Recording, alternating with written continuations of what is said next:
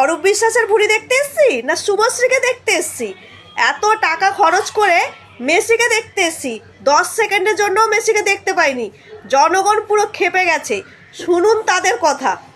আমরা এখানে অরূপ বিশ্বাসের ভুঁড়ি দেখতে এসেছি, শতাব্দী দত্তর মুখ দেখতে এসেছি, শতাব্দী দত্তর ভয়েস শুনতে এসেছি। মেসি কোথায় দেখতে এসেছি আমরা? টাকা কি করেছে ওরা?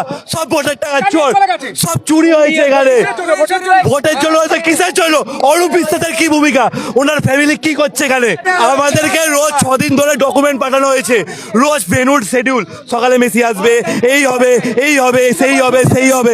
টিকিটের এখানে ডকুমেন্ট জিমেলে পাঠানো হয়েছে, হোয়াটসঅ্যাপে মেসেজ এসেছে। লাস্টে কি হলো? লাস্টে কি হলো? 11,800। দেখুন কি হয়েছে। হ্যাঁ, মেসিকে দেখেছেন? মেসিকে দেখেছেন?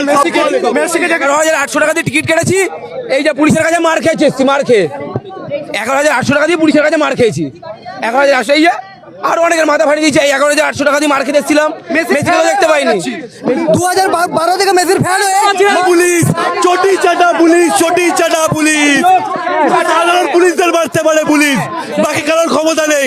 শুধু সাধারণ পুলিশদের উপর হাত তোলা হয়েছে, আজকের লাঠি চার্জ হয়েছে, সব হয়েছে। পুলিশ মেয়েদের উপর হাত চালাচ্ছে, বড় অভিযোগ করছেন। মেয়েদের উপর হাত চালাচ্ছে পুলিশ, ভিতরে মেয়েদের উপর হাত চালাচ্ছে। কোনো লেডিস পুলিশ নেই ওখানে, কোনো লেডিস পুলিশ ফটো তুলছে ওখানে। ম্যানেজমেন্ট থেকে বলা হচ্ছে কি আপনারা প্লিজ মিডিয়াকে আর যারা যারা মাঠে ঢুকে আছে ওদেরকে সরান। তখন কোনো প্রশাসন কোনো কিছু হয়নি। তখন হ্যাঁ, অরূপ বিশ্বাস সেলফি তুলছে, কাঁধে হাত দিয়ে। অরূপ বিশ্বাস জানে মেসি কোন ক্লাবে খেলে, মেসির পুরো নাম জানে, মেসির নাম কি পুরো নাম ছাড়াও জানে না, কোন ক্লাবে খেলে, কি খেলে, ফুটবলে পাওয়া জানে।